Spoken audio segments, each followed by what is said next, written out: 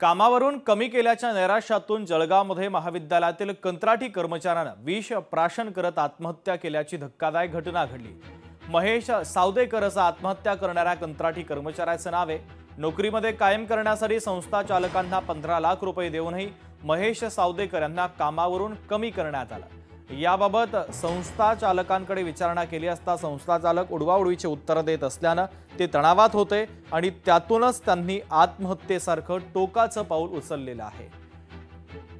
तर सावदेकर यांचा मृतदेह महाविद्यालयामध्ये आणत संस्था चालकांच्या विरोधात कारवाई करण्याची मागणी आता त्यांच्या नातेवाईकांनी केलेली आहे।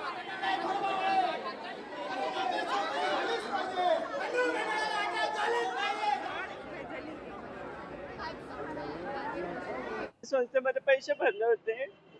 दिलीप एमजे कॉलेज संस्था के तिथे पैसे भरले होते सरांनी आणि दिलीप रामू पाटील धरणगाव यांच्याकडे, पण पैसे भरून सुद्धा त्यांना परमनंट केलं नाही सर। ते वारंवार कधी एमजे कॉलेज कधी बेंडाळा कॉलेजमध्ये त्यांना शिफ्ट करत होते आणि 2-3 वेळेस पण त्यांना ब्रेक दिला आणि त्यांना परमनंट आणि एक दिवस सुद्धा नाही असं की ते घरी राहत होते। त्या एप्रिल निघेल तुला परमनंट करू, पण त्यांना परमनंट केलं नाही। शेवटी त्यांना हकलून लावलं आणि त्या डिप्रेशन मध्ये ते हे केलं।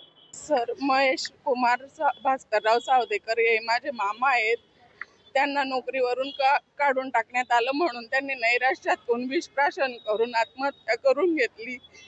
त्यांचा 10 वर्षाचा मुलगा आहे, त्याला न्याय मिळवून द्यावा, संस्था चालकांवर कारवाई करावी ही आमची मागणी आहे। आम्हाला नुकसान भरपाई द्यावी, मुलाचं भविष्य घडेल याची सोय करून द्यावी, एवढीच मागणी। मुलगा खूप लहान आहे, त्याचं सगळं शिक्षण वगैरे सगळंच बाकी आहे। लोकशाही मराठी ऐका, पहा, जागरूक रहा।